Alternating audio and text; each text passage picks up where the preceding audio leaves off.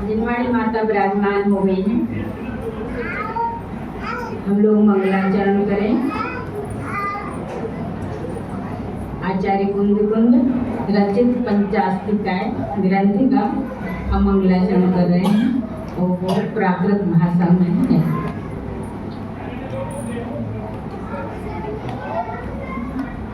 इंद्र सद बंदियारम तिमुआणे हृदय मधुर विसदेव कारम अंतातीत गुणाणम अंतातीत गुणाणम नमो जिनाणम यदेवाणम नमो जिनाणम यदेवाणम धम्मो मंगल मुक्तम अहिंसा संयमोतो देवावितं नमन्सन्ति यस्य धम्मे सयामो यस्य धम्मे सयामो।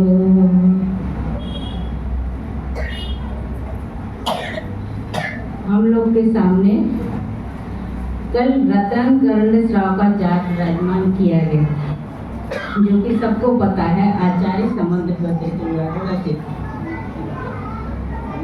आज मेरे सामने मूलाचार कल का जो शास्त्र था वो श्रावकों का आचार विचार संविधान, हम श्रावक श्राविकाओं का संविधान जिसमें लिखा है नियम धर्म के श्रावक को क्या क्या करना चाहिए किस तरह से। और आज का जो शास्त्र है ये मूलाचार भाषा वचनी का नाम से है और ये आचार्य भट्टकेर का लिखा हुआ है। कल का जो शास्त्र बताया आचार्य समुद्र का सबको याद हो जाएगा हमेशा के लिए। तो श्रावकों का श्रावकाचार का ज़्यादा लोग स्वाध्याय भी करते हैं इसलिए भी मालूम है। ये ग्रंथ जो है मूलाचार ग्रंथ कहलाता है और इसकी जो भाषा वचनिका के नाम से इसलिए लिखा गया है कि इसकी जो टीका लिखी गई है वो हिंदी में लिखी गई है, संस्कृत में भी लिखी गई है और हिंदी में भी लिखी गई है। और इसकी विशेषता ये है कि हमारे जब ये प्रकाशित होने को था या उसके पहले इसकी क्या स्थिति थी वो थोड़ा मैं बताऊं। कि हम लोग तिजारा गए थे, सभी जानते हैं चंदा प्रभु, तो तिजारा गए थे तो उस दिन श्रुत पंचमी का दिन था। तो श्रुत पंचमी के दिन, श्रुत पंचमी सबको मालूम है कौन तिथि में आती है। तो श्रुत पंचमी के दिन सभी शास्त्रों का पूजा भी होती है और धूप भी दिखाई जाती है और उनका वस्त्र भी बदला जाता है। इस तरह से तो वहाँ बहुत शास्त्र रखे हुए थे। हस्तलिखित ग्रंथ लिखे, हस्तलिखित आने पहले जिसे लिखाया जाता था, इसी में उसकी एक प्रति लगाई हुई है तो दिखाएंगे आपको। तो वो इन्होंने उसको पलटने शुरू किए, देखें क्या क्या शास्त्र हैं। देखो जिसकी जिसमें रुचि होती है तो जहाँ जाता है तो वही पहले देखता है। दर्शन कर लिए तो कहे चलो ये शास्त्र भंडार है या वहाँ शास्त्र रखे थे तो पलटे। तो मूलाचार पर तो इन्होंने PhD की है प्रेमी जी ने काशी हिंदू विश्वविद्यालय BH से। परंतु इसमें जो भाषा वचनिका थी, हिंदी की टीका जो थी, वो देखने के बाद इनको लगा कि अरे ये तो अभी तक किसी को पता ही नहीं, शास्त्र भंडार में रखा हुआ है, पता भी नहीं है, क्योंकि वो हस्तलिखित ग्रंथ कोई पढ़ नहीं पाता और पता भी नहीं रहता। तो हम लोगों ने उसको लेके वहाँ जो अध्यक्ष थे मंदिर के जो, तो उसकी कॉपी करवा के हम लोग लाए उसको। वो लगभग 800-900 मतलब पेज उसके थे। फिर उसको हम लोगों ने आचार्य विमल सागर महाराज जी भी आए थे एक बार बनारस, उनको दिखाया कि हस्तलिखित ग्रंथ है, इसका हम लोग अभी तक प्रकाशित नहीं है, क्या करें, किस तरह कठिन है और देखने में पढ़ने में भी बहुत कठिन है। तो फिर आचार्य विद्यासागर महाराज जी को देखा है तो उन्होंने कहा कि ये आप लोग इस पर काम करो। काम करो का मतलब इसको सामने लाना है, प्रकाशित करना है, पुस्तक के रूप में लाना है, तो आपको इस पर काम करना पड़ेगा। तो उन लोग के आशीर्वाद से, आचार्यों के, हालांकि हमने उनसे कहा कि हम पढ़ भी नहीं सकते, इस पे ऐसी लाइनें लिखी हैं, देखने में अभी दिखाएंगे तो आप लोग कहेंगे कैसे पकड़ा होगा, क्या लिखा है। पर फिर भी कोशिश की, तो काम करते करते जब पूरा हो गया तो इसमें हमको लगभग 7-8 साल हम लोगों को पूरा करते करते संपादन दोनों को, तो ये थोड़े ज़्यादा जानकार हैं। हम उनके निर्देशन में भी वो काम कुछ करते रहे। पर इसकी जो प्रेस कापी है, क्योंकि प्रेस में ऐसा नहीं दिया जाता, हस्तलिखित दे नहीं सकते, तो प्रेस कापी जो है वो मेरे जिम्मे थी कि पहले इसको तुम लिखो, संपादन बाद में, पहले सामने तो आया कि है क्या। तो उस तरह से मैंने उसको बराबर लिखा और बहुत धुन लग गई थी। फिर पहले तो थोड़ी अड़चन लगती थी, फिर जुनून बढ़ गया और फिर घर के काम थोड़े अर्पिता अर्पित सिद्धि कहते हैं ना, तत्वार सूत्र में एक सूत्र आया, अर्पिता अर्पित सिद्धि, अर्पित तो अनर्पित, अर्पित अन मुख्य और अनर्पित आने जो सामने काम मुख्य हो रहा है वो मुख्य, उसके बाद का गौण हो जाता है। मुख्य दोनों होते हैं, पर जिस समय जो काम होता है, जैसे महावीर जयंती है जिस दिन, तो महावीर भगवान की सारी महिमा गाएंगे। उसका मतलब ये नहीं है मुख्य तो महावीर हो गए, पार्श्वनाथ उनसे कम नहीं है, पर उस दिन उनकी महिमा कम हो जाती, कम नहीं हो जाती, मतलब कहने में नहीं आता सामने। इसी तरह कई बातें होती, तो हम लोगों ने उसको ये काम किया। और संस्कृत टीका भी इसमें है वसुनंदी आचार्य की, और हिंदी टीका भी है। जयपुर के हुए एक बड़े विद्वान जयचंद छावड़ा, उनके पुत्र हुए नंदलाल जी, और उनकी बहुत किताब, बहुत शास्त्र में बहुत वचन का लिखे, टीका लिखी है। तो उन्होंने इस पर काम किया और उनके सहयोगी रहे हैं उन्होंने। तो हम हमारे आचार्य और या हमारे ज्येष्ठ विद्वान जो पुराने हो चुके हैं, कितना कितना काम करके गए हैं। और जब हम लोगों को ये भी नहीं है कि पलट के देखें और मतलब, जबकि इसमें क्या कुछ कितना राजमुनियों, इसकी पूरी वचन का हो गई, आचार्य श्री ने संग में की, तब पूरा उसको पढ़ के तब आगे बढ़े हम लोग, क्योंकि इसमें कोई व्यक्ति नहीं है। जैसे इनकी जो पीएचडी हुई तो आचार्य श्री ने उसकी पूरी वचन का संग बैठ के की, वचन का आने पड़ा, क्योंकि उनसे ये कहा गया कि भाई हम तो ये थ्योरी है लिख रहे हैं, आप तो जी रहे हैं, तो आपके द्वारा इसमें जो लिखा है चर्या या कोई सिद्धांत में कमी न रह जाए, इस तरह का ये है। आप लोग पलट के देखिएगा, रखा है यहाँ रखा है। उन्होंने गाथा को प्रथम देव दर्शन करवाए थे पोती को, तो हम लोगों ने इसको यहाँ विराजमान किया था। वो इस तरह से था, जैसे ये दिख रहा है ना, प्राकृत है, हिंदी है, सब गाथाएं हैं इसमें, 1200 लगभग आगे गाथाएं, और इसको पढ़ने से, इसकी भूमिका पढ़ने से सब बातें समझ में आती है। विशेषता है कि अभी 4-5 दिन पहले छप के आई है बेटी से, पहली बार यही इसी मंदिर में भेंट किया। पहले आज हम लोग दूसरे पड़ाव पर हैं, दूसरी सीढ़ी पर हैं, परंतु हमको पहली सीढ़ी का दामन छोड़ना नहीं है। जैसे हम लोग पहले बच्चों को पहाड़ा याद कराते थे, आजकल उसको टेबल कहते हैं, 2 1 जा 2 2 2 जा 4, हम लोग 2 एकम 2 2 3 4 इस तरह से पढ़ाते थे। तो उनको जब याद कराना पड़ता था ना, तो 2 एकम 2 2 दूनी 4 करके आगे नहीं ले जाते थे, फिर 2 दूनी 4 पहले कहलवाते थे, फिर आगे बढ़ते थे कि पहला स्टेप पहले का भी बोलो, तो उस तरह से वो याद होता था। हमारे जो 10 धर्म के 10 लक्षण हैं, उनको हमको कल उत्तम क्षमा हो गई, बात खत्म, ऐसा नहीं, उसको साथ में लेके ही चलना है, क्योंकि वो हमारा शरीर, बताया था कल कि शरीर का अंग है सब। धर्म एक मुख्य है और उसके ये सब अंग हैं। तो अंग तो देखो, अंग पूरा होना चाहिए ना, तभी शरीर सुंदर होता है, विकलांग नहीं कहलाता। तो उस तरह से हमको उत्तम क्षमा की बात कर रहे थे। यहाँ मेरे को ध्यान आया कि कल हम एक बात नहीं कह पाए, हमें सबसे पहले किससे क्षमा मांगनी चाहिए?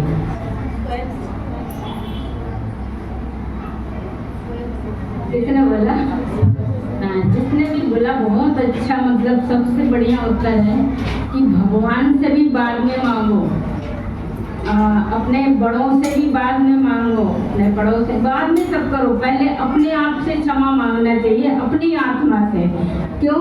क्योंकि हमने उस आत्मा के ऊपर इतना विकार, इतना कसाय, इतना जो भी और भी आवरण है कर दिया, हमारी गलती से हुआ, वो ऐसी है नहीं और अभी भी नहीं है, बस उसको निकालने का जरूरत है। तो सबसे पहले हमको अपनी आत्मा से क्षमा मांगनी चाहिए, स्वयं से क्षमा मांगनी चाहिए कि हमको क्या चीज मिली थी और हम उसको क्या, उसका उपयोग और लक्षणम, हमारा जीव का, हर जीव का एक जो परिभाषा कहना चाहिए, वो कहते हैं उपयोगो लक्षणम। तत्वार्थ सूत्र में सबको बताया पड़ा होगा, तो उपयोगो लक्षणम, तो जीव का जो उपयोग है वो कहाँ जाना चाहिए, किस बात में लगना चाहिए, वो हम लोगों ने ना करके और सब अन्य जगह लगा रखा है। तो ये कितनी हमारी बड़ी भूल है, और उस भूल के लिए खाली क्षमा नहीं मांगनी है कि आज क्षमा मांग के फिर आगे हमको वही करना नहीं। क्षमा मांगने के बाद ये भी करनी है कि नहीं, यथासंभव हमारी वो बातें, वो विकार या उपसाएं जहाँ तक बन सके उनका अल्पीकरण करें। अल्पीकरण यानी थोड़े से थोड़ा। हम लोग कहते हैं नहीं काम नहीं चलता, आज का जमाना ऐसा है और आज ये कहाँ बातें होती, ऐसा नहीं है। यदि मन में आ जाए और लक्ष्य हमारा ऐसा कुछ बन जाए तो अपने जो भी हमारा माहौल है, जो भी भूमिका है, उसमें भी हम थोड़ा आगे बढ़ सकते हैं। तो ये उत्तम क्षमा की बात थी। तो इसके लिए एक णमो अर्यंताणम करके आप लोग पंच परमेष्टि का ध्यान करते हैं, और अभी तक किसी ने आपको शायद ही मेरे ख्याल से बताया हो कि रोज णमो अप्पाड़म का जाप जरूर देना चाहिए। णमो अप्पाड़म, हमारी आत्मा को ही नमस्कार। किसको? अपनी आत्मा, और वो आत्मा को नहीं जो हमारे ये आवरण है, या जो हमारी शुद्ध आत्मा है, शुद्ध चैतन्य है, अनंत गुणों वाली है, उस आत्मा को हम नमस्कार करते रहेंगे। क्योंकि जैसे हम वितराग भगवंतों को नमस्कार करते हैं, किस लिए करते हैं? उन जैसा बनने के लिए, उनमें उनका रूप देख के उसमें अपना निज का रूप देखते हैं कि ऐसा ही रूप हमारा हो सकता है। वो कल बात हुई थी कि वो कहते हैं तुम ही हो परमात्मा। ये इतनी बड़ी बात शायद ही जैन दर्शन के अलावा किसी ने कही हो।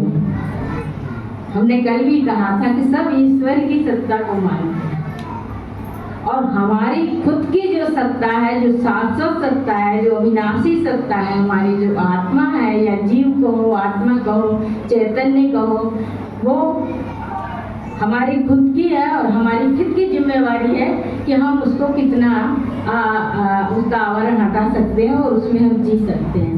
तो इस तरह से णमो अप्पाड़म का एक मंत्र सभी लोग, बहुत छोटा सा है, यदि हम उस आत्मा को खुद नमस्कार करते रहेंगे, जैसे वितराग भगवान को भी करते हैं, पंच परमेष्टियों को करते हैं, तीर्थंकरों को करते हैं, कि हम ऐसे ही हमारा ऐसा रूप हमारा भी हो आगे जाके, तो वैसे ही हम णमो अप्पाड़म कह के अपनी आत्मा को, उस आत्मा को नमस्कार करते रहें। क्या पता कब कैसा निमित्त और कैसा उपादान हमारा बन जाए, तो कोई निमित्त मिलते ही हमारी आत्मा भी परमात्मा बनने के लिए योग्य तो है, हो जाए, वैसा कोई संस्कार मिल जाए।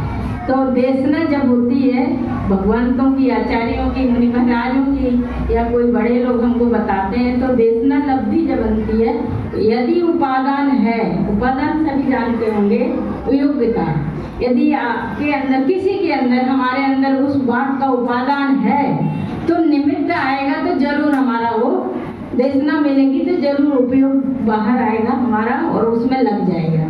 तो कहने का मतलब ये है कि जैसे मिट्टी है, तो मिट्टी में क्या उपादान है, उसमें घड़ा बनने की शक्ति है, और कुम्हार क्या करता है, उसको बनाता है, वो निमित्त बन जाता है। कुम्हार ने घड़ा नहीं बनाया, मिट्टी में योग्यता थी इसलिए घड़ा बना। रेत का घड़ा बना के दिखाए किसान, अरे वो क्या कहते कुम्हार, नहीं बना सकता। वो इसलिए नहीं बना सकता कि उसमें उपादान नहीं है रेत में।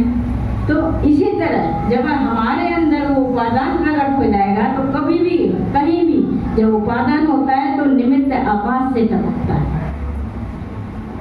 जब हम इंटरव्यू देने जाते हैं या कोई परीक्षा देने जाते हैं तो हम अपनी पूरी योग्यता तैयार रखते हैं, पूरी उसके लिए बहुत अच्छी मेहनत करते हैं। तो इस तरह से हम अपने उपादान को बराबर इस तरह बनाएं कि कभी भी हम अपने योग्यता को जो बन गई है उसका कोई निमित्त मिलते ही जिस तरह वो अपाड़न की हम बात कर रहे हैं वो आत्मा हमारी आगे आ जाए। वहाँ से थोड़ा जगह दे तो कोई भी आएंगे अभी तक आगे आप बार-बार आपको तकलीफ होगी और आगे पैर लगे थोड़ा से आगे आ जाओ। अब आप लोग कहेंगे कि बात तो उत्तम क्षमा की हो रही थी और आज तो बता ही नहीं रहे लोग ये क्या है। तो आज सभी को पता है, सभी जानते हैं, सबने पूजा भी की है। उत्तम मार्गव धर्म है और मार्गव का अर्थ होता है मृदुता, विनम्रता, विद्या ददाति विनयम, विनय संपन्नता। जिसको विनय होती है वो मार्गव धर्म का अधिकारी होता है। जिसमें विनम्रता होती है, झुकने की योग्यता होती है या झुकने में जिसको परेशानी नहीं होती है, या जिसमें अनंत गुण आ जाते हैं तो निश्चित झुकता है। जैसे पेड़ पर फल आ जाते हैं तो वो झुकता है। तो जितना जितना ज्ञान होता जाता है उतनी विनम्रता आनी चाहिए। तो आज का जो धर्म है उत्तम मार्गव धर्म है। कहते हैं कि प्रकाश सूत्र की बात इसलिए हम बार बार कहते हैं, छोटे छोटे सूत्र हैं उसमें और बहुत बड़ी बातें हैं। छोटे सूत्र होता है संक्षिप्त, बात उसमें बहुत बड़ी होती है। कहा गया है स्वभाव मार्गवम च, हमारा स्वभाव मार्गव यदि होता है, उत्तम मार्गव सहज है, हम उत्तम क्षमा सहज हैं, तो हमको मनुष्य गति मिलेगी आगे जाके भी।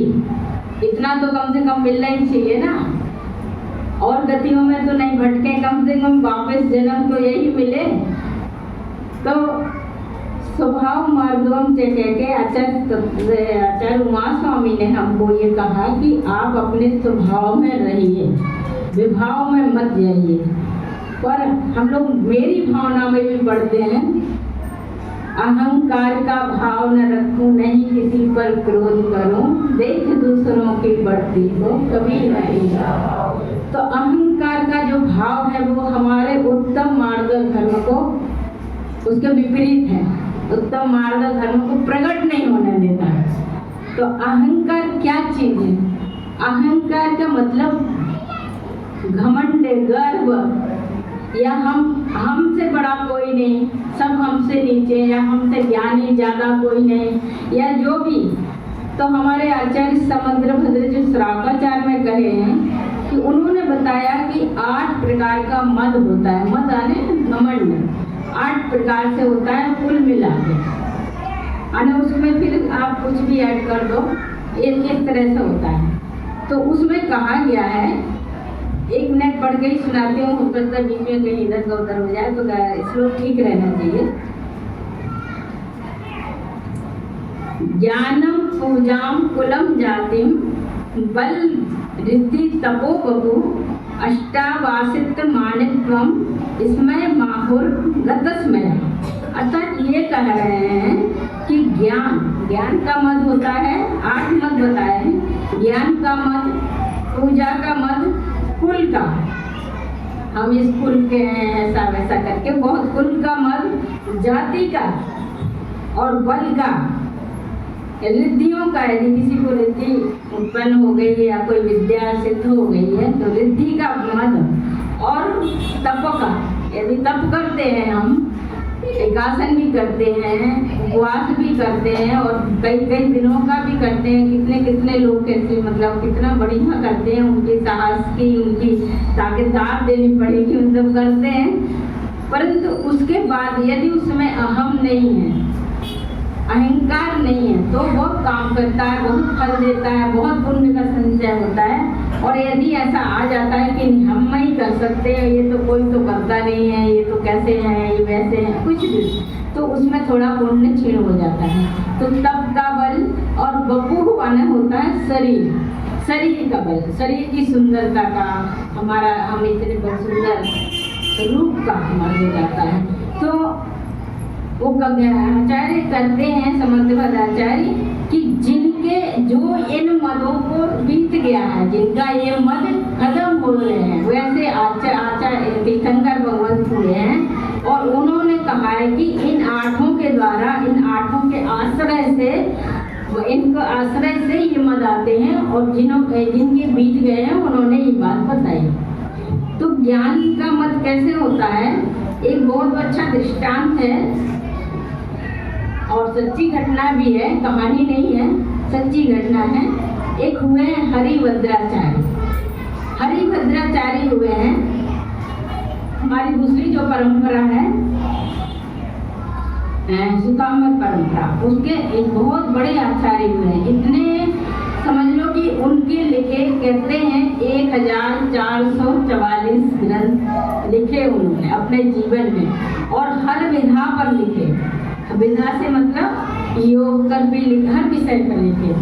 तो उन्होंने जब वो ब्राह्मण थे और उनको जैन दर्शन से कोई मतलब नहीं था, जैनपुर में वो नहीं हुए थे, पर उनको वेदों का, पुराणों का इतना ज्ञान था कि मतलब अति ज्ञान था, जितना संपूर्ण ज्ञान था। तो उनको इस बात का मद यानी घमंड था, उनको इस बात का घमंड था। और इसके लिए वो कहते थे, वो 2-3 चीजें अपने साथ रखते थे। एक तो कहते थे यदि मुझसे कोई शास्त्रार्थ होते थे, पहले आपस में विरोधी धर्म हो यदि, तो शास्त्रार्थ किए जाते थे कि देखो कौन हमारी बात तर्क वितर्क करके वह किसकी बात सिद्ध होती है, वो जीतता था। इस तरह वो कहते थे मुझसे कोई शास्त्रार्थ कर दे तो मैं उसकी बात मतलब उससे उसमें आ जाऊंगा। वो शास्त्रार्थ के लिए तैयार रहते थे। पर वो कहते थे यदि एक रस्सी रखते थे पहले, तो वो कहते थे यदि पाताल में कोई है तो भी आए, और एक छोटी सी नसेनी प्रतीक के रूप में रखते थे कि यदि आकाश में है, वो उर्दू लोक में भी कोई है तो भी सर में आए मेरे। और एक पेट पे पट्टा बांधते थे सोने का बहुत बड़ा। वो कहते थे कि मेरा ज्ञान इतना है कहीं पेट न फट जाए। उनका कहने का मतलब प्रतीक था, ये बात अहंकार का प्रतीक था। तो एक बार क्या हुआ, चित्तौड़गढ़ की कहानी है ये, राजस्थान में सभी लोग चित्तौड़गढ़ जानते हैं। चित्तौड़गढ़ में एक बार हाथी पागल हो गया, उसका उपद्रव हो गया। वो कभी जैन मंदिर तो गए नहीं थे, तो जब हाथी का उपद्रव शहर नगर में हो गया और वो अपना कुछ उस समय जो आहार के लिए वो लोग सितंबर लोग निकलते ना, गोचरी लेने कहते हैं, पात्र लेके, तो वो निकले हुए थे पर उपद्रव हो गया। तो उनको हर हाल में एक उपासरय था, उपासरय कहलाते हैं जहाँ साधु संत सितंबर परंपरा के गुरु लोग ठहरते हैं। तो वहीं उनको हर हाल में ठहरना पड़ा, रुकना पड़ा, मतलब बाहर ही उपासना में खड़े हो गए। तो खड़े हो गए तो कुछ देर तो रुकना पड़ा ना। अब उनको अंदर से बहुत ही स्वीट, बहुत ही मीठी हुई सुरीली आवाज़ आई, कुछ एक महिला की किसी की आवाज़ आई और वो कुछ पढ़ रही थी। तो उन्होंने सोचा चलो अब खड़े तो हैं, देखते हैं क्या है अंदर। तो अंदर जाके उन्होंने देखा कि एक महिला या एक ये जो साध्वी होती है ना, जो साध्वी होती है, तो वो कुछ शास्त्र का अपना पाठ कर रही थी। तो शास्त्र का पाठ कर रही थी तो इन्होंने अपना ज्ञान बताएं, तुम पढ़ तो रही हो, समझ भी रही हो क्या है। तो उसने कहा आप बड़े पंडित लगते हो और मैं तो श्रद्धावश पढ़ रही हूँ। कल बात आई थी ना, जैसे कि आचार्य श्री ने किसी महिला से पूछा था क्या जानती हो, तो उन्होंने कहा नहीं मैं तो स्पर्श कर रही हूँ शास्त्रों का जो लिख गए। तो वही बात उन्होंने कहा ना, मैं तो पाठ करती हूँ रोज श्रद्धावास, मुझे इसका अर्थ नहीं मालूम, आप पंडित मालूम होते हो बड़े संस्कृत के, आप हमको सुनाना। तो ऐसा कह के जब उन्होंने उसको देखा तो उन्होंने तो कभी ये सब तत्व है, जीव है, संवर है, कभी सुने ही नहीं थे। ये परिभाषा तो होती क्या है, अब शब्द भी नहीं सुने थे कई तरह के जैन दर्शन के जो मौलिक शब्द होते हैं। तो उन्होंने कहा नहीं नहीं, तुम्हारे गुरु कौन है, मैं तो उनके पास चलूँगा, ऐसा करके। तो पर उनको वहाँ पर अपना अहंकार दिखता हुआ दिखा खुद में कि मैं इसको भले छल करके कह रहा हूँ कि नहीं हम बाद में बताएंगे या तुम्हारे गुरु से मिलेंगे, परंतु इन्हें अंदर पता हो गया कि देखो मैं कहाँ अपना क्या लेके घूम रहा हूँ, साथ यही नहीं मालूम मुझे।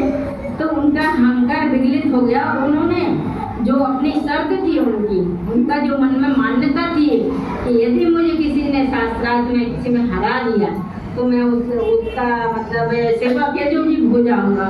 तो वो जो महिला थी, जो साध्वी थी, उसका नाम था याकिनी महात्रा, याकिनी महात्रा। तो इन्होंने अपनी वो ज्ञानी पंडित तो थे, अहंकार जब चूर हुआ तो उनको लगा, तो उन्होंने कहा मैं अपना जो मान्यता है मेरी, जो मैंने नियम प्रतिज्ञा की है, मैं तो उन्होंने हमेशा अपने शास्त्रों में लिखा। फिर उन्होंने 1444 ग्रंथ लिखे जैन सिद्धांतों के, जैन योग पर, जैन व्याकरण पर, प्राकृत व्याकरण के ग्रंथ, अने ऐसे ग्रंथ लिखे उन्होंने।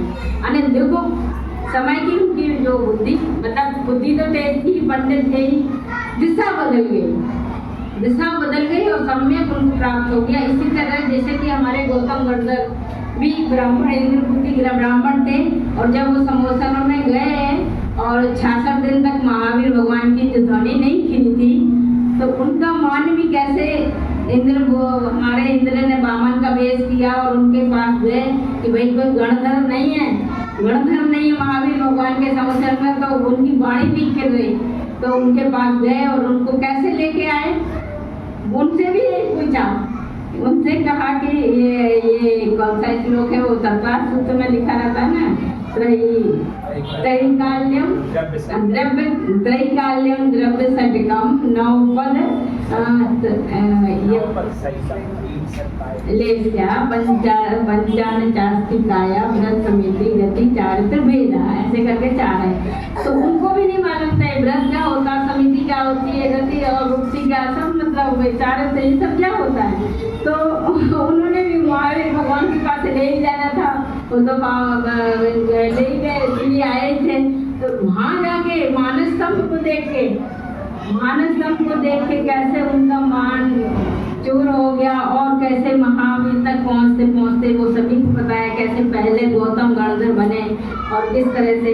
परंतु तो इस तरह का जब मान विगलित होता है और हमारी दिशा बदलती है, क्योंकि यदि हम सही दिशा में नहीं जा रहे हैं तो कितने ही चलेंगे, कितने ही दौड़ेंगे, वो लक्ष्य नहीं प्राप्त कर सकते यदि विपरीत दिशा में चल रहे हैं तो। और सही दिशा में थोड़ी भी मिल गई, दिशा भर मिल जाए, बड़े हम हल्के क्या कहते हैं उसको, कम गति से भी चलेंगे तो भी एक ना एक दिन हम सही जगह पहुंच जाएंगे। तो कभी कभी क्या होता है, हम हट कर बैठते हैं कई बातों पर। हम लोग को सही दिशा यदि मिल रही है, हमको शास्त्र स्वाध्याय से या हमको इंद्रभूति की क्या महिमा की 500 शिष्य थे उनके खुद के, और क्या प्रकांड विद्वान थे वो, उनको क्या क्या कंठस्थ नहीं था और कितना गुमान था, उसी हरिभद्राचार्य की तरह बता रही हूँ। और इसी तरह हमारे भरत बाहुबली का युद्ध हुआ, जल युद्ध हुआ, मल्ल युद्ध हुआ, दृष्टि युद्ध, एक सबसे भारत का क्या पूरे विश्व का पहला अहिंसक युद्ध, विश्व के इतिहास में प्रथम युद्ध जो अहिंसक हुआ और दोनों भाइयों के बीच में हुआ। कोई जनता की उसमें कोई साझेदारी नहीं, कोई खून खराबा नहीं। तो जब हमारे बाहुबली भगवान लंबे थे, अच्छी हाइट के थे और भरत छोटी कद के थे, तो वो तीनों युद्ध हार गए।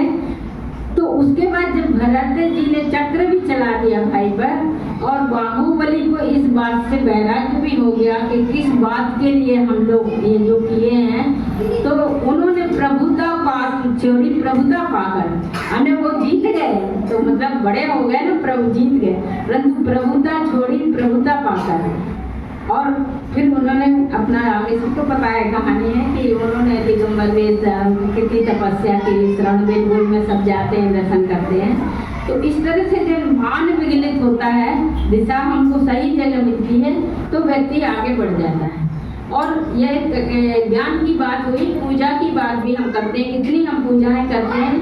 देखो आप लोग, मैं देखो जिनवाणी की गद्दी पे बैठी हूँ, कहते हैं जब न्यायालय में जाते हैं तो गीता पे हाथ रखवाते हैं, जो कुछ कहेंगे सच कहेंगे, सच के सिवा कुछ नहीं कहेंगे। तो आप लोगों ने यदि मुझे थोड़ा सा भी ये मतलब बोलने की बात करने की, तो जिनवाणी रखी है, तो जो कुछ भी हम गलत कुछ नहीं बोलेंगे। यदि गलती से बोल भी जाए तो क्षमा करना और बता देना, पर बोले कि कोई अंदर कोशिश नहीं रहेगी हमारी। कभी कभी हट जो होती है वो हमको परेशान कर देती है, और वो अहंकार का रूप धारण करती है। और जब अहंकार का रूप धारण हो जाता है तो जो अहम में रहता है वो वहम में भी रहता है।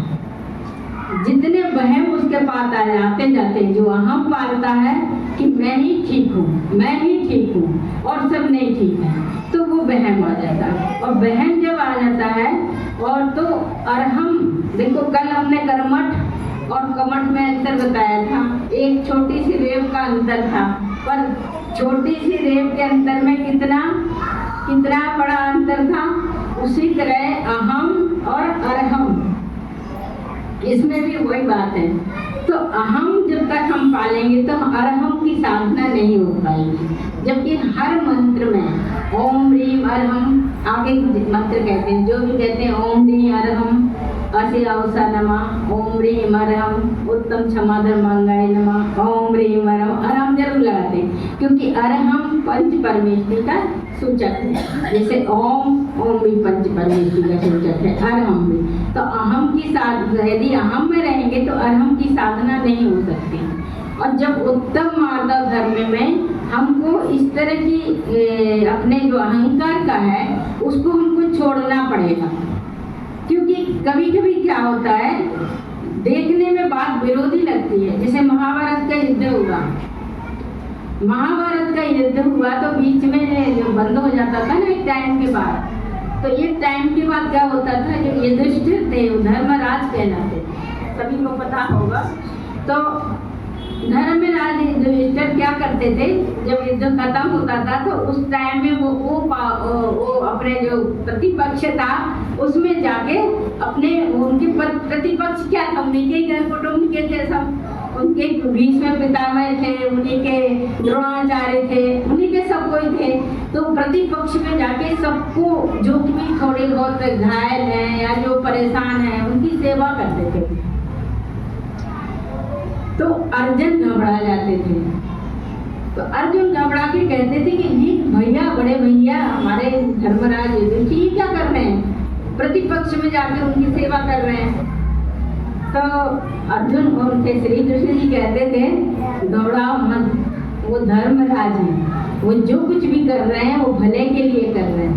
और दूसरी बात, यदि वो जाके अपने ही परिवार को, भले आपका युद्ध चल रहा है, अपना जो भी जिस बात से भी महाभारत हो रहा है बात अलग है, परंतु ये वो जो काम कर रहे हैं समझ लो आप आधा युद्ध जीत चुके, आने अब आधा ही बाकी है। क्योंकि वो अपना जो उनका आदर है या जो अपनों के प्रति जो सेवा है वो जाके अपना करते थे। क्योंकि ये तो एक उनके लिए जबरदस्ती का एक माध्यम बना था, करना ही पड़ा, तो कौरव पांडवों का हुआ। तो इस तरह से जो हम अपना आपस में जो हमारा बात चलती है, विचार चलते, विचार देखो अनेक होते हैं, होना भी चाहिए विचार हर किसी के। एक परिवार में 4 व्यक्ति हैं, 10 व्यक्ति हैं, सबकी अपनी विचारधारा होती है और होने भी चाहिए स्वतंत्र विचारधारा। परंतु उस स्वतंत्र विचारधारा के बावजूद भी हम लोग आपस में कभी परिवार के सभी सदस्य मिलकर रहते हैं, एक दूसरे की बात सुनते हैं, जिसके लिए हमारे तीर्थंकर महावीर भगवान ने अनेकांत का सिद्धांत दिया। कि अपनी अपनी दृष्टि से कोई बात कोई कह रहा है तो वो किसी एंगल से ठीक कह रहा होगा, पहले उसको आप उसकी बात सुनो फिर आगे बढ़ो। तो इस तरह से समन्वयवादी जो दृष्टि हमारे आचार्यों ने दी है, भगवंतों ने दी है, तो वो भी हमको ये उत्तम मार्ग धर्म कार्य है, उसको यदि हम पढ़ते हैं तो उस तरह से हम लोग इसको करते हैं। कभी कभी कहते हैं कि देखो अर्जुन की बात आई तो बता रही हूँ कि अर्जुन ने किस तरह से तीर एक एकाग्र होकर मछली की आंख पर मतलब लगाया था। तो वो कहते हैं कि इतना तीर, इतना धनुष बाज, इतना पारंगत जिसके सामने कोई दूसरा नहीं टिक सकता, ऐसे समय में वो जब गोपियाँ जो होती थी गोपियाँ, तो वो गोपियाँ को कावा आने जंगल में जाके कावा लोग कहलाते थे, जो लूटते थे, कछु परेशान करते थे। तो रहीम कवि जो हुए हैं साहित्यकार, वो कह गए रहीमन नर का क्या कहें, रहीमन नर का क्या करें, समय बड़ा बलवान, समय के आगे कभी किसी की नहीं चलती। और सभी कहते हैं कि उसकी लाठी में आवाज नहीं होती, कब किसका कहाँ कैसे कुछ भी आगे पीछे हो जाए, कुछ भी बिगड़ जाए, बन जाए, उस समय के आगे किसी का कुछ नहीं चलता। तो कहते हैं रहीमन नर का क्या करें, समय बड़ा बलवान, और कावा लूटी गोपियाँ, बेई अर्जुन बेई बाण, बे वही अर्जुन है, वही बाण है जो वहाँ निशाना लगाया था, और वो यहाँ पर वो रक्षा नहीं कर पाए क्योंकि उस समय बलवान नहीं था उनका, तो वो तीर कारगर भी नहीं हुआ।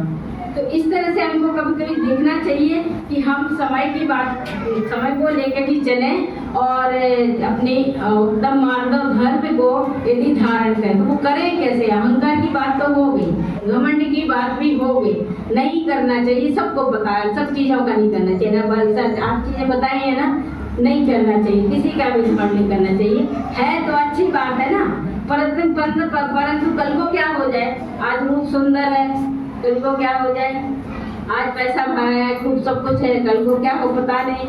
तो कभी करोड़पति भी बन जाता है और करोड़पति भी बन जाता है। तो इन सब चीज़ों का भरोसा नहीं होता है, इसलिए कभी गुमान नहीं करना चाहिए, कभी घमंड नहीं करना चाहिए। तो करना क्या चाहिए, करना ये चाहिए कि हमको विनम्रता रहे, झुकने की हमको आदत हो, क्योंकि झुकने कौन झुक सकता है, अकड़ता तो मुर्गा है, डेड बॉडी हो जाती थी अकड़ जाती। जब चेतन अंदर है, आत्मा अंदर है, तब तो हम लोग लचीले रहते हैं ना, एडजस्ट होते हैं एक दूसरे से, तो लचीले रहते हैं। तो जिंदा होने का, जीवंत होने का एक यही कारण है कि लचीला होना, हर एक दूसरे की बात को सुनना और समझना, बात मानो नहीं मानने की बात अलग है, सुनना, और इतनी तो सहन शक्ति रखना कि कभी धार्मिक स्थानों पर, स्वाध्याय जगह पर कभी इतना वाद विवाद ना करें कि हम लोग भगवंतों के सामने आके, आज जो हमारा मंदिर के बाहर जाके तो बहुत कुछ होता ही हो, वही सब होता है, कम से कम यहाँ पर इतना हम लोग धैर्य रखें, एक दूसरे की बात सुनने का धैर्य रखें और समझने की भी कोशिश करें। और समझना तो देखो पड़ेगा ही, यदि सही रास्ता देखना है तो समझना तो पड़ेगा ही।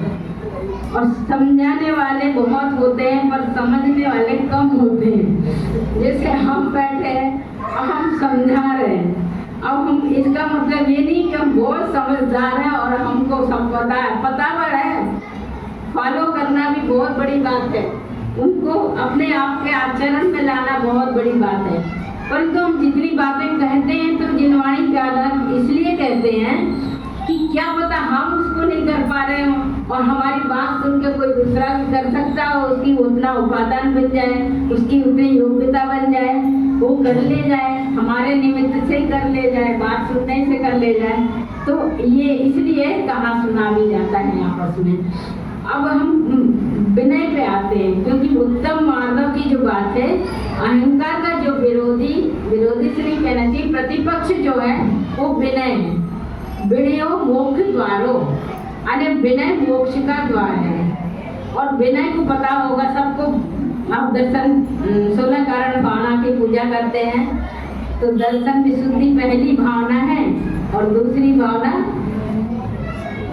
विनय संपन्नता। दरस विशुद्ध धरे जो कोई, ताको आवागमन न होई। विनय महाधारे जो प्राणी, शिव वनिता की सखी महारानी। शिव वनिता है मोक्ष रूपी, जो वनिता ने स्त्री है, वनिता का नाम का मोक्ष रूपी जो लक्ष्मी है, उसकी सखी कौन है? विनय। विनय संपन्नता, संपन्नता। ऐसा नहीं खाली देखो झुकने में नमन में बहुत फेर होता है। कई लोग ये मान जो होता है ना, मान कसाई की आज बात करनी है। जो उत्तम मार्ग धर्म हो रहा है वो मान कसाई के अभाव में उत्तम मार्ग, और उत्तम मार्गों के अभाव में मान कसाई तैयार। उसी तरह जैसे कल क्रोध की बात हुई थी तो अनंतानुबंधी प्रत्याख्यान और संयोजन, तो कल की जो तरीके बताए थे वो दिन तो वैसे ही है, समय वैसे ही है, खाली अंतर क्या आ गया है कि जैसे कल कहा था पत्थर की लकीर है क्रोध, और अनंतानुबंधी है, अनंत भाव का संसार भ्रमण कराती है और मिथ्यात्व होता है वो। और दूसरी थी अप्रत्याख्यान, वो हमको पृथ्वी की रेखा की तरह थी। पृथ्वी की में दरार पड़ गई, मान लो सूखी पृथ्वी है, वो बरसात होगी बढ़ जाएगी। परंतु ये और तीसरी बताया था कि धूल की रेता है या बालू की रेता है, मिलायन है, और चौथा जल की रेता संजन। अब इसमें क्या है, शास्त्रों में आया है कि जो पहला हमारी मान कसाय का जो लक्षण है, अनंतानुबंधी मान कसाय का, वो सेल की तरह है। सेल देखो, क्रोध को क्या कहा? शिला, शिला है पत्थर, और यहाँ सेल है पर्वत, बहुत बड़ा उससे पत्थर तो ऐसे भी दिख सकता है तुमको, पर्वत मान क्रोध से ज्यादा खतरनाक है। अच्छा, क्रोधी व्यक्ति विरोधी को कभी सामने नहीं चाहता। देखो, क्रोधी व्यक्ति विरोधी पक्ष को सामने नहीं चाहता, परंतु मानी व्यक्ति विरोधी को सामने चाहता कि हमको हमारा जलवा देखे और परेशान हो। मानी व्यक्ति, देखो क्रोध और मान में अंतर बता रहा है। यदि भी जो 4 कसाय हैं उनके 25 भेद होते हैं, और 9 कसाय भी होती हैं, 9 मिला के ये 16 होती हैं, 4 करके। और परंतु जो हम क्या बात कर रहे थे, हाँ, ये राग देश के अंदर इन 4 कसाय आ गए। इनको यदि एक संक्षिप्त में कहा जाए तो राग और देश, और सबसे पहले राग आता है। और जो 4 कसाय हैं दोनों में विभक्त हो गई हैं। कैसे कि जो लोभ है और माया, लोभ और माया कसाय हमेशा राग के कारण होती है। लोभ और माया राग के कारण होती है, और द्वेष क्रोध और मान के द्वारा होता है। द्वेष क्रोध और मान के द्वारा होता है। अब देखो, क्रोधी विरोधी को सामने रखता है, और मानी विरोधी नहीं, क्रोधी विरोधी को हटाना चाहता है, और मानी विरोधी को सामने रखना चाहता है। यदि हमको अच्छा पद में ले गया है, हमारे पास अच्छी गाड़ी आ गई, तो हमारे पड़ोसी देखे उसको, और यदि हमारा गुस्सा है उसके ऊपर, क्रोध है, ये हट जाए, पड़ोस में क्यों आया, निकल जाए यहाँ से, है? तो ये हमारा बड़ा अंतर है इस बातों में, मतलब जो भी कसाय उनका ही बहुत अंतर है। तो हम विनय की बात करने जा रहे थे कि दर्शन विनय, विनय भी 5 प्रकार की बताई है। दर्शन विनय, ज्ञान विनय, चारित्र विनय, तप विनय और उपचार विनय। तो दर्शन माने श्रद्धा के तौर पर दर्शन विनय सम्यक दिलाती है, और ज्ञान विनय हमारा ज्ञान जो भी हम स्वाध्याय करते हैं या पढ़ते हैं या शास्त्र देखते हैं, वो सब जो ज्ञान विनय है, जितना जितना भी ज्ञान हो उतनी उतनी हमें विनय, नम्रता है, उतनी मृदुता है। और फिर चारित्र विनय, यदि हम चारित्र का भी पालन करते हैं, संयम का भी पालन करते हैं, सकल संयम का भी पालन करते हैं, तो हमको विनय आनी चाहिए। ये नहीं कि मैं तो मुनीम हो गया और मैं तो सबसे ऊपर हो गया, और ऐसा मतलब मन में ऐसा नहीं आना चाहिए। और एक है तप विनय, यदि हम तप भी करते हैं तो भी हमें विनय आनी चाहिए। और उपचार विनय क्या है?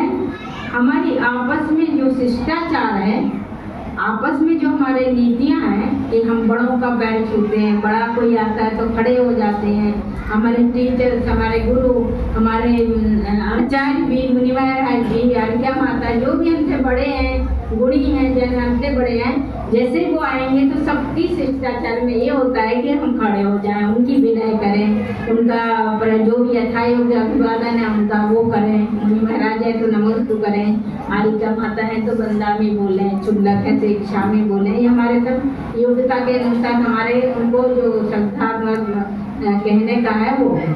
तो इस तरह की जो विनय होती है, यदि हम इसको पालते हैं तो उत्तम मार्ग धर्म हमारे आचरण में आता है। और ये विनय बहुत खतरनाक है।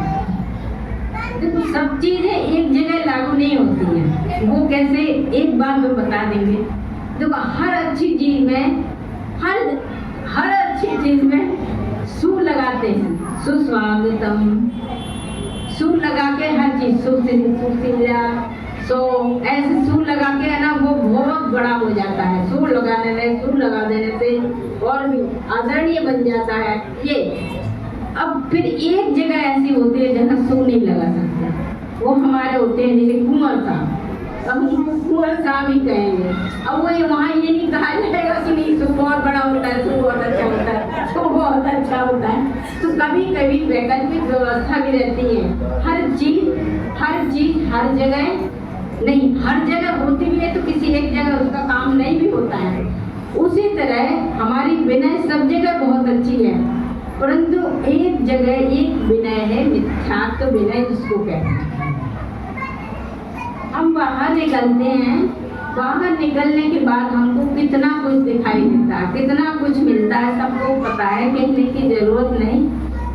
और यदि हम ये सोचते हैं कि सब एक समान है, सब एक समान है, सब कोई बात नहीं, जो है सब सत्ता एक समान है, आखिर सब ईश्वरी तो है साथे। देखिए यदि जैन दर्शन पढ़ा है तो यहाँ आपको समझना है, किसी का आदर अनादर करने की बात नहीं है। हम अनादर भी नहीं करेंगे, सब हम लोग को एक साथ सबके साथ रहना है, वो अनादर की बात भी नहीं है। अब हम जिसको पहचानते नहीं है तो उसको हम क्यों नमस्ते करें? बताओ। जैसे आप घर से निकलते हो, ठीक है, कहीं भी से पैदल भी आते हो या गाड़ी से भी, जैसे भी आते हैं, रास्ते में जितने परिचित लोग मिलेंगे जो तुम्हें जानेंगे वो नमस्ते करेंगे, जय जिनेंद्र करेंगे या जो भी अभिवादन करेंगे। अनेक संप्रदाय को होते हैं, वो अपने तरीके का भी अभिवादन करते हैं, राम राम कहेंगे, सीताराम कहेंगे, जय श्री कृष्ण, कुछ भी कहेंगे। आप उनका आदर, आप उनका वापस जो उत्तर है वो जय जिनेंद्र से ही दीजिए ना, ठीक है। वो अपनी तरह से कह रहे हैं, आप भी उनका अभिवादन बन जाए, उनको भी तो कान में थोड़ा सुनने में आए कि क्या कह रहे हैं। इस बात के लिए हम लोग बहुत सचेत रहते हैं। हमारे पूरे कॉलोनी में सब लोग चाहे जिस संप्रदाय के रहते हो, सब जय जिनेंद्र बोलते हैं। फोन पे भी जय जिनेंद्र बात होती है उनकी, और आपस में भी जब मिलते हैं तो वो जानते हैं कि जय जिनेंद्र बोलेंगे तो वो भी जय जिनेंद्र बोलते हैं। तो कभी कभी अपनी बात रखनी चाहिए कि भाई तुमने, ठीक है, तुमने कहा तो हमने भी कह दिया, है ना। एक बात, दूसरी बात जो हम कहने जा रहे थे कि जब हम आते हैं घर की तरफ या कहीं मंदिर की तरफ या कहीं भी जाते हैं तो जो परिचित व्यक्ति है वही नमस्ते करता है या जो भी अभिवादन करता है, या हम उससे करते हैं, छोटे बड़े के हिसाब से भी। परंतु जिससे हमारा कोई परिचय नहीं, उनको हम देख के मुस्कुरा बने देंगे, भाई रात दिन दिखता है तो चलो मुस्कुरा दी, तो हो गया परिचय, हो गया अभिवादन। कभी उससे बात नहीं होती, उससे कोई मतलब नहीं है, फिर भी क्या है 24 घंटे निकलना है तो उसकी तरफ मुस्कुरा दिया, उसने भी मुस्कुरा दिया, हो गया अभिवादन। परंतु जिसको बिल्कुल ही नहीं जानते वो हमको देखते रहता है, हम उसको देखते रहते हैं, कोई मतलब नहीं है। वो भी बुरा नहीं मानता, हम भी बुरा नहीं मानते। तो उसी तरह यदि हम जिससे परिचित हमको मतलब ही नहीं है, तो हम किसी का, जैसे हमने किसी को नमस्ते नहीं किया और हमारा उससे कोई परिचय नहीं, तो बुरा नहीं मानता, हमारा उससे अनादर नहीं हुआ, अनादर भी नहीं किया हमने, और तो अनादर की बात है ही नहीं।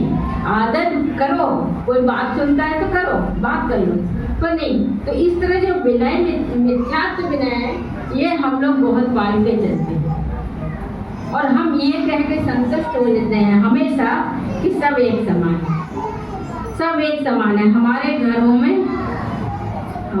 घरों में मंदिर बन जाता है, हमारे घरों में मंदिर बन जाते हैं, छोटा सा मंदिर बनाएंगे, वीर गुण गाएंगे, बहुत भजन गाते हैं सब हम लोग, और वो छोटे से मंदिर में इतने देवी देवता विराजमान हो जाते हैं कि श्री जी, जहाँ श्री जी कहते हैं हम लोग अपने भगवान को, यदि वो फोटो भी कहीं रखी है तो खोजना पड़ती है। गलत कह रहे हो तो बताओ। हमने देखा है जा हम पूरी बम्बई बहुत गए हैं, और लोग घर ले जाते रहे, तो पहले सबसे पहले मंदिर ही दिखाते हैं अपना, कि देखिए हम यहाँ पूजा पाठ करते हैं। यदि मंदिर नहीं जा पाते थे, हमारा श्रद्धा हो जाता, पाठ होता है, दीपक जलाते हैं, जो भी वो है, तो वहाँ हम ये देखते हैं कि वो जैन अपने भीतर भगवान की फोटो कहाँ रखी, तो बोलते हाँ वो है ना, बस कहाँ है ना वो, और हम कहते इस भीड़ का क्या करें। तो इसी तरह हम लोग अपनी आत्मा भी जो है हमारे भीड़ में, हमारी इन कसायों की भीड़ में गुम हो गई, और हम ये भी कहे सुने, हमने बहुत सुना है कि अब बच्चे हैं, अब आज का जमाना है, अब जो दिख रहा है उसी में तो जाएंगे, वही तो करेंगे। अच्छा, वो तो करेंगे, वही तो जाएंगे, परंतु कभी अपना घर भूले कि दूसरे के घर में घुस गए, आके स्कूल से आए है? बच्चे स्कूल से आए या कोई भी और दूसरा, तो कभी उनने देखा नहीं ये घर बहुत अच्छा बना है, बहुत सुंदर लग रहा है, सबसे अच्छा इसी घर में नहीं, तब तो नहीं कभी बच्चे ऐसे अपने ही घर आते हैं, है ना। एक माँ होती है, किसी बच्चे की माँ घूम गई मेले में यदि, तो पुलिस वाले ने उसको बगल में बिठा लिया, वो रो रहा है, उसको कुछ कुछ खाने को दे रहा है, बंदेला रहा है, और इतनी सुंदर सुंदर माएँ आ रही हैं, तो इतने तो पकड़ के उसको दिखाया जा रहा है, ये है तेरी माँ, ये है तेरी माँ, वो देख के रो रहा है, फिर ये क्या दिखा रहे थे, इतनी सुंदर, इतने कपड़े पहने, इतने गहने पहने, इतनी सुंदर तुम्हारी माँ होगी ना। उसको देख देख के और उसको घबराहट हो रही। जब सच्ची माँ आई तो सामने दिखाई, भले वो साधारण थी, सीधी सादी, कोई लिपस्टिक नहीं लगाई थी, कोई गहना वहना नहीं पहनी थी, सीधी सादी सादा, उससे जाके लिपट गया और रोने लगा, और ये मिल गई माँ में। तो इसी तरह हमारी जिनवाणी माँ ऐसी नहीं है कि साधारण नहीं है, परंतु हम अपनी जिनवाणी माँ को छोड़ के बहुत कुछ करते हैं, और सब अपने अपने अंदर झांक लें इस बात को लेकर। किसी को किसी का थर्मामीटर नहीं मालूम, सब अपने अपने आप में झांक सकते हैं इस बात को लेके, और हम कितने गहरे पानी में ही हम देख सकते हैं, हम स्वयं अपनी परख कर सकते हैं, और करना भी चाहिए। यदि हम नहीं उस स्तर तक आ रहे हैं तो आने की कोशिश करना चाहिए, आगे की जनरेशन के लिए, आगे अपने बच्चों को, अपनी पीढ़ियों को, अपने आगे की यदि हम लोगों को नहीं मिला होता है अपने पूर्वजों से, तो आज हम अपनी बात कहने के लायक रहते क्या। तो इसी तरह हमारी जनरेशन आगे जाके क्या करने वाली है, वो जिम्मेवारी मेरी है, मेरी से मतलब हम सब की है। वो अभी इस बात के लिए कसूरवार नहीं है, जनरेशन कसूरवार नहीं है, हम कसूरवार हैं, क्योंकि हमने एक देखो, एक बहुत अच्छा उदाहरण, हम मंगलाचरण के पंचकल्याणक में गए, वहाँ पर जो शास्त्र स्वाध्याय हो रहा था, तो जो हमारे उसमें ठहरे हुई, तो उनकी छोटी सी एक बच्ची 8-9 महीने की होगी, यानी चलने वाली भी नहीं थी वो। तो हम ऐसे सहज कह दिए उसे कि भाई ऐसा है, इसको सुला दो या फिर तुम मत जाना, और हम निकल जाए क्या स्वाध्याय में, जब जहाँ चल रहा है आमने सामने चल रहा था, कैंपस ही था पूरा। बोले क्या बात कर रहे हो, उसकी बात सुन के तो हमारा पानी उतर गया। कैसे? चलो बोली अरे क्या बात कर रहे हो, इसको नहीं ले जाएंगे स्वाध्याय में। मैंने भी सोचा ये क्या स्वाध्याय सुनेंगे, और ये सोती रहेगी या परेशान भी कर सकती है, रो भी यानी ना रोएगी ना परेशान करेगी ना कुछ गंदा करेगी, और ये सुनेगी।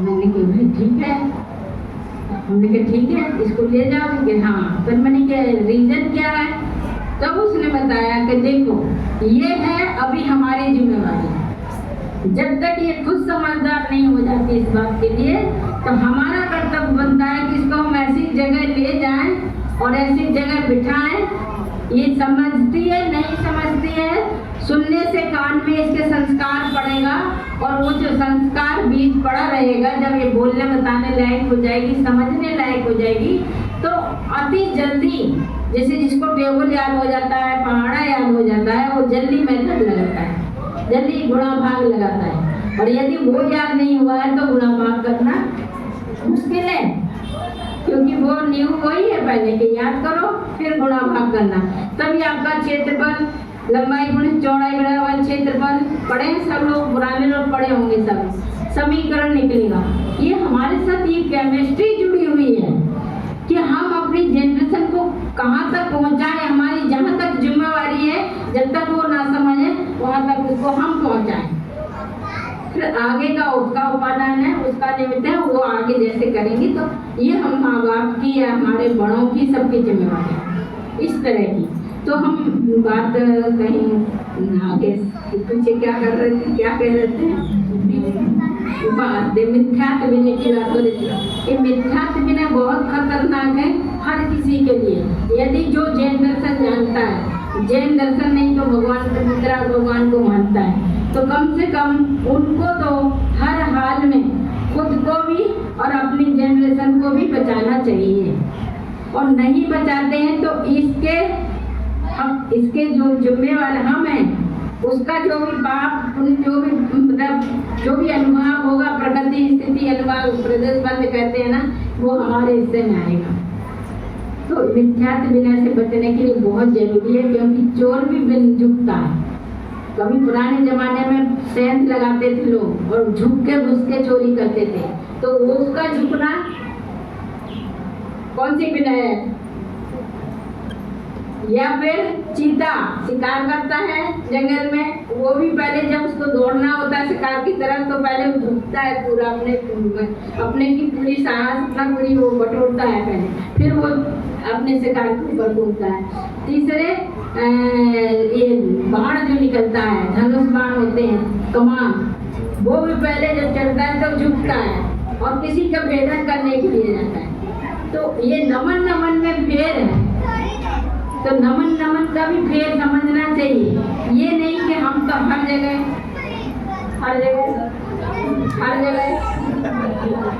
जहाँ निकले, जितनी मणियाँ मिली, जितने जगह मिले, तो 2500 हैं, बाहर हजारों हैं, पता नहीं कौन हमारी रक्षा कर ले जाए, पता नहीं कौन हमको कौन सी सुख संपत्ति दे जाए। क्योंकि ये तब होता है जिसको जैन कर्म सिद्धांत पे विश्वास नहीं है। क्योंकि हमारे तो तीर्थंकरों ने यही भी कहा कि हम तुमको कुछ नहीं देने वाले, हमारे सामने खड़े हो तुम, हमको कुछ नहीं देने वाले। जो जिनवाणी में लिखा है वो पढ़ लो, उसको समझ लो, उसको आचरण में उतार लो, और आप अपने स्वयं के सुख दुख के, अपने कर्मों की करता हो, अच्छे कर्मों के अच्छा सुख, सादा वेदनीय असादा वेदनीय सब लोग जानते हैं। सुख दुख आते जाते रहते हैं, उतार चढ़ाव आता जाता रहता है, और वो भी एक जीवंत मनुष्य के लिए जरूरी है। क्योंकि आप ईसीजी कराने जाओ तो कभी सीधी लाइन नहीं आती। सीधी लाइन का मतलब क्या होता है? और जीवंत होने की निशानी है कि वो आरोह अवरोह, सुख दुख, ऊपर नीचे, ऊपर कभी कम कभी ज्यादा, ऐसा भी नहीं रहता वो एक समान। कभी थोड़ा सा भी ऐसी लहर रहेगी, कभी ऐसी रहेगी लहर। आने जीवंत होने की निशानी है कि सुख दुख तो आना ही है, और जो किया है वो सामने आएगा। कभी कम आएगा, कभी ज़्यादा आएगा, कभी जल्दी आएगा, कभी देर से आएगा। वो कैसे आएगा कि जैसे गेहूँ की फसल जल्दी आ जाती है, आम की फसल 5 साल बाद आती है। सबकी अनाजों का अपना अलग अलग मिट्टी होती है। आपके बम्बई में सेब पैदा नहीं होते, कश्मीर में क्यों होते हैं? क्यों? मिट्टी वहाँ की उसकी जलवायु उसके लायक है। ऐसी फसल कैसे आती है? उसकी भी अपनी निश्चित है। हर चीज़ की चीज़ वो निश्चित है कब उदय में आएगी। उसी तरह कर्मों का भी निश्चित है, कितना अनुभाग, कितनी स्थिति, कितना प्रदेश, किस क्षेत्र में कहाँ क्या होना, सब निश्चित है। केवल ज्ञानी ने गाया है और उस पर तो श्रद्धा ला न सका, परिवर्तन का अभिमान किया कि परिवर्तन हम कर रहे हैं। कर्तृत्व बुद्धि, जितनी कर्तृत्व बुद्धि हम रखेंगे उतने परेशान होंगे। हमने ये किया, हमने ये किया, हमने ये किया, और कर्तृत्व बुद्धि। कभी कभी देखा होगा आपने, शादी ब्याह होता है घर में, तो जो जिस घर में जिस मुखिया है, जो मुखिया है घर का, उसको पूरी शादी के जो भी काम होते हैं उसको इतना बर्डन है उसका, जबकि काम दूसरे कर रहे हैं। और दूसरे जो रिश्तेदार आते हैं वो बड़े अच्छे सहज के चलदज के, बस कहते हैं क्या करना है बता ना, हम क्या करेंगे, हम भी कर देंगे। वो सहज भी देता है, कभी जो जिस लायक होता है, जिसकी योग्यता जैसी होती है सहज देता है। आप ऐसा करोगे, आप ऐसा संभालोगे, आप वहाँ भोजन का पार्टी के संभालोगे, या आप जो भी और रिश्तेदारियों का जिसका भी। परंतु वो जो सामान्य बातें होते हैं ना, वो बड़े खुश रहते हैं कि तो क्या इन्हें कहा है, अपन ने कर दिया। उनको करते तो बुद्धि नहीं है। और जो मुखिया कुछ भी नहीं कर रहा, उसको इतना बर्डन है कि अरे बाप पूरा उसका। तो ये करते तो बुद्धि जितनी आएगी उतनी हम परेशान होंगे। आप निष्काम भाव से कर्म करो। देखो, कर्म और कारण व्यवस्था है। राग देश यदि आपके पास है, कसाय आपके पास है, और कसाय पूर्वक कर्म किया तो बंधन निश्चित है। और कर्म करोगे और कसाय नहीं है तो बंध नहीं होगा। क्यों? क्योंकि राग द्वेष की जो गीलापन है, जो शिथिलता है, यदि सूखी दीवार पर बालू फेंकोगे वापस नीचे गिरेगी। और दीवार में तेल लगा है, घी लगा है, चिकनाई लगी है, गीली है, कैसी भी है, बालू फेंकोगे चिपक जाएगी। उसी तरह यदि हम कसाय पूर्वक और राग द्वेष पूर्वक कर्म करते हैं तो काम करते हैं, तो कर्म पुद्गल जो भी है हमारे बरगणाएं वो हमको चिपकती हैं। और क्यों चिपकती है? क्योंकि राग द्वेष हमारे अंदर है। और निष्काम भाव से बिना कर्तृत्व बुद्धि के यदि हम काम करते हैं तो हमको बंधन नहीं होता है। तो इस तरह से हम विषय मतलब समझने की कोशिश करें कि जो भी उत्तम क्षमा मार्दव धर्म है उनको हम कैसे फॉलो करें अपने आप, अपने आचरण में। अहंकार से कैसे दूर रहें, और विनय की कैसे हम विनय भी करें। और विनय में मृदुता रहती है। तो हमको साधारण सी एक छोटा सा उदाहरण है कि हमारी एक जो जीव है सबके अंदर है, रचना है, वो इतनी मृदु है, जन्मते भी रहती है और मरते दम तक रहती है। जीव जन्मती रहती है और मरते दम तक रहती है। और जो दांत 32 बन के आते हैं वो बाद में आते हैं, वो पहले चले जाते हैं। क्यों? उनमें कठोरपन है। खाली समझने की बात है, प्रतीक ये नहीं कहो कि आप दांत नहीं होंगे तो खाएंगे कैसे, और दांत तो होने चाहिए, वो बात सब अलग है। वो तो अपनी जगह की महत्ता तो है ही है, ऐसा नहीं है। पर एक ये समझने के लिए कि मृदुता है तो 32 कठोर सैनिकों के बीच में भी, सेना के बीच में भी हमारी रचना अपनी बात कह जाती है और अंदर चली जाती है, और दांतों से बची भी रहती है। नहीं तो हर बात में दांत के बीच में ना आ जाए तो बोल भी नहीं पाए। तो मृदुता, मिट्टी में यदि मृदुता होती है तभी आप बीज बो सकते हो। सूखी मिट्टी में बीज नहीं बो सकते। तो मृदुता हो जाएगी जब मिट्टी में, तभी आप घड़ा भी बना सकते हो, या कोई भी पात्र घड़े के अलावा जो भी बनते हैं। तो मृदुता बहुत जरूरी है। तो जब हमारे अंदर भी मृदुता रहेगी तभी हम कुछ आगे बढ़ पाएंगे। कल आर्जव का दिन है, जब क्षमा और मार्दव रहेगा तभी आर्जव आएगा। कल सरलता का दिन है, तो सरलता का दिन कैसे आएगा जब घमंड अभिमान आप कहोगे कि भाई हम स्वाभिमान मत नहीं है, स्वाभिमान से ही जीवन जीना है। स्व अभिमान, स्व होता है अपना आत्मा चैतन्य, और हम आत्मा के विपरीत कोई काम न करें तो ये हमारा स्वाभिमान है। हम स्वाभिमान से जी सकते हैं, हम सिर उठाकर जी सकते हैं। यदि हमें सच्चाई है हमारे अंदर तो हम किसी से भी आंख मिला सकते हैं। आपने देखा हो कभी जो व्यक्ति के अंदर थोड़ी सी भी खोट है वो आंख मिला के बात नहीं करता, यहाँ देखे बात यहाँ करेगा, देखेगा उधर। ये हमारी बॉडी लैंग्वेज है, हमारी बॉडी लैंग्वेज बताती है बात की व्यक्ति किस लक्षण का है, उसका स्वभाव क्या है। एक बॉडी लैंग्वेज पे पूरा एक लेख तैयार किया, उसमें एक एक चीज का पता रहता है कि ये देख के बता देता व्यक्ति कि ये इस तरह का। जो नाखून चबाते रहते हैं, कई लोग आदत होती है नाखून मुंह में रख के चबाने, उसका एक अलग लक्षण होता है कि इसके अंदर जरूर कोई एक रोग है, इसके पेट की खराबी है। अरे बताते वैद्य बताते हैं, जो पुराने वैद्य हुआ करते थे वो इस तरह से नाड़ी तो देखते ही थे और इस तरह से आदतों के अनुसार बताते थे कि इस व्यक्ति की ये कमी है, इसमें ये रोग है या इसका ये लक्षण है। तो हम यदि मृदु रहेंगे, और मृदु से मतलब इतने मृदु नहीं जितना कि हमने बनाए बताई अभी, उस तरह का नमन, उस तरह की झुकना, उस तरह छल चपट वाला नमन नहीं करना है, हमको सम्यक्त नमन करना है।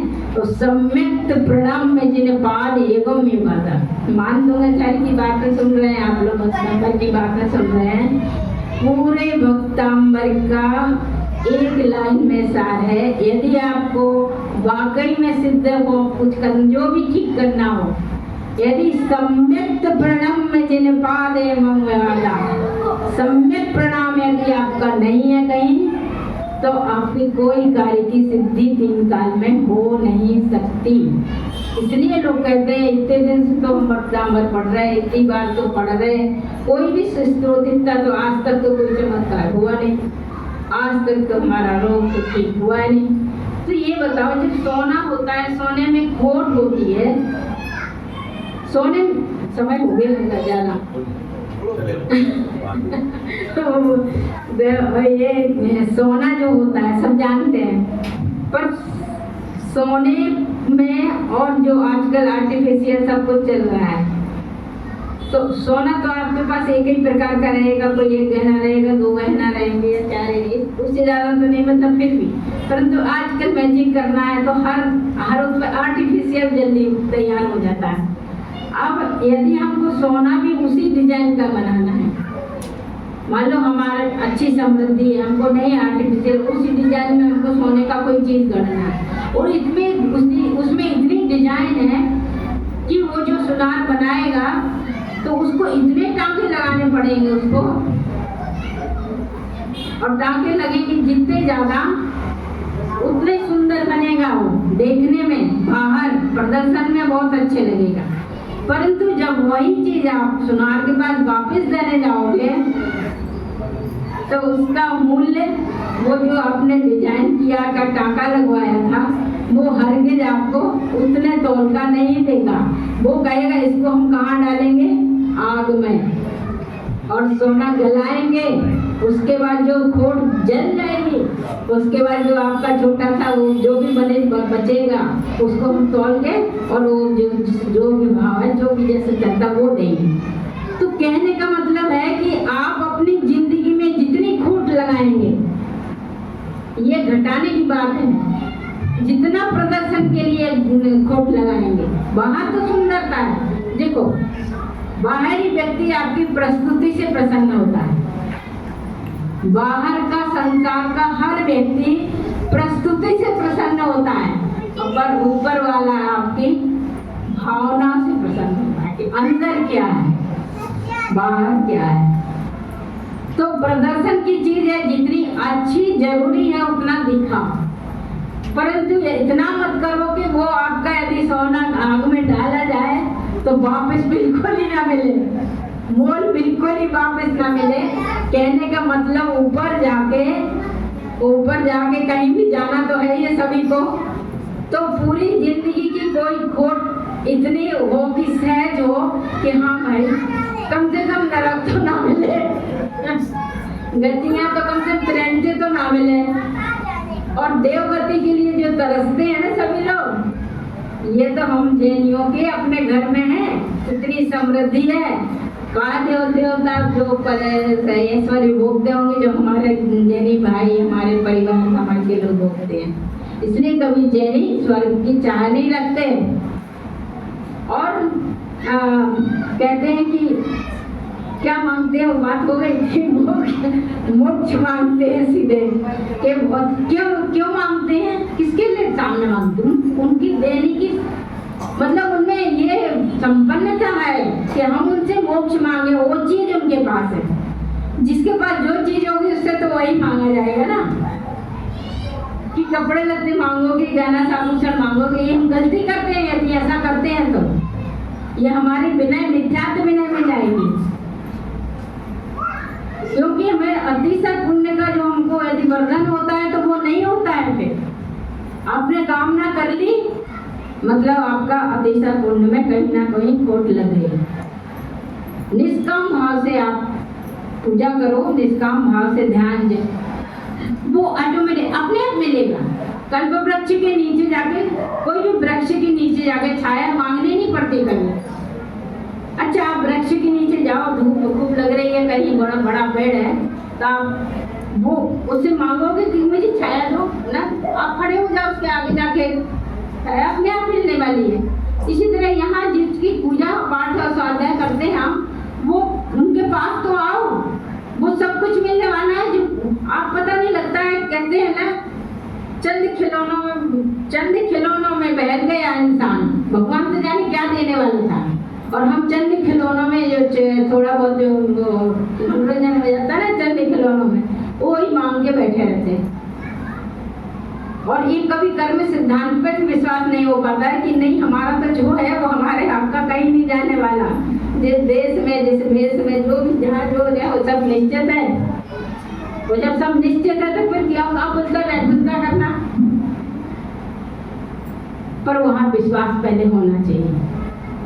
उत्तम अर्थ धर्म की बात में कई बातें और भी आ गई, मिथ्यात्व विनय के अंतर्गत जब बात आई तो ये सब बातें आ गई हैं, इससे हमको बचना है।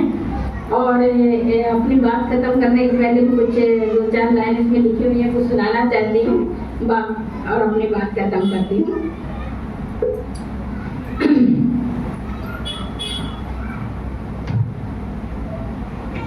देखो 6 डालाकार में भी 8 मत उन्होंने बताए। तब को मत ना मत जो प्रभुता को करे, न सो निज भान जाने, मत धारे तो यही दोष। यदि घमंड करते हैं, यदि गर्व, देखो गर्व में आंदन होता है। हमको भारत देश पर गर्व है, ये गर्व गौरव है, गौरव है। हमारा बच्चा कोई अच्छी कंपटीशन में आगे निकल गया, उसको हमको गौरव है। ये तो ये गौरव करने वाली बात है। और गर्व है तो घमंड है, वो गर्व है तो अच्छा है, स्वाभिमान है। तो तब को मदना मद जो प्रभुता को करे, न सो निज माने, मद धारे तो यदि मद धार लिया तो क्या होगा, नुकसान क्या है। 6 डाला का लिखते हैं दौलत राम जी, सबको पता है दौलत राम जी का, और 6 डाला तो सबको पढ़नी ही चाहिए, कंठस्थ है कई लोगों को। और उसमें हर चीज का तत्वासुर बाद में, 6 डाला पहले। 6 डाला पढ़ने से सारे सिद्धांतों का हर चीज का उसमें आ जाता है। फिर तत्वासुर को और जल्दी समझ में आता है, क्योंकि तत्वासुर संस्कृत में है और छोटे छोटे सूत्रों में। मद धारने से सम्यक्त का जो हमारे 8 अंग हैं, सम्यक्त की जो 8 अंग है, निकांक्षित, निसंकेत आदि, प्रभावना, अंत तक जो सबको पता है, उनमें दोष लग जाता है, अतिचार लग जाता है, दोष लग जाता है। तो हमारे सम्यक्त में जहाँ दूषण लग जाएगा, वो काम हम क्यों करें। हमारे सम्यक्त में दूषण नहीं लगना चाहिए, इतना तो हमको पता है ना। हमको पता भी है और नहीं भी है, यदि तो भी यदि समझ लें कि भाई हम और कुछ कर सकें, सम्यक्त को प्राप्त कर सकें, तो अच्छी बात है। और करना भी चाहिए, और नहीं सम्यक तक पहुंचा तो कम से कम मिथ्यात्व से दूर रहे। इतना तो हम कर सकते हैं।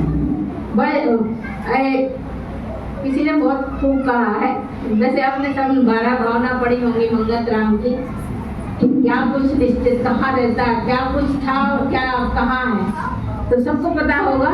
कहाँ गए चक्री जिन्हें जीता, सबको मालूम है। कहाँ गए चक्री जिन जीता भरत खंड सारा, कहाँ गए वे राम और लक्ष्मण जिन रावण मारा, और कहाँ कृष्ण रुक्मणी सतभामा और संपत्ति सगरी, और कहाँ गए वे रंग महल सुरवरन की नगरी।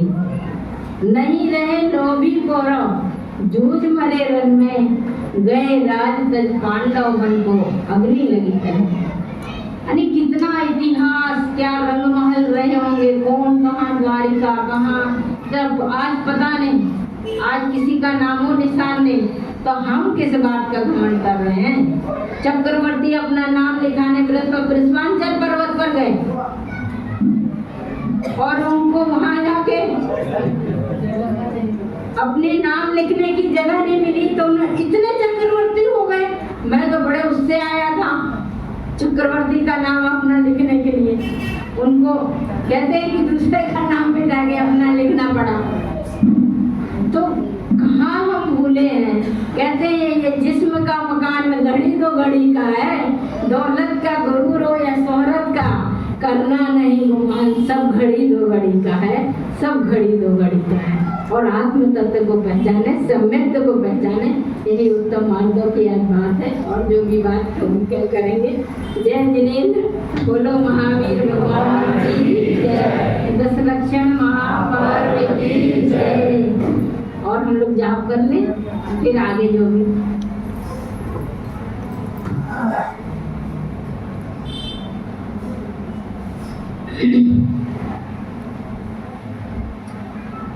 ओम ह्रीं उत्तमार्धो धर्मांगाय नमः। ओम ह्रीं उत्तमार्धो धर्मांगाय नमः। ओम ह्रीं उत्तमार्धो धर्मांगाय नमः। ओम ह्रीं उत्तमार्धो धर्मांगाय नमः। ओम ह्रीं उत्तमार्धो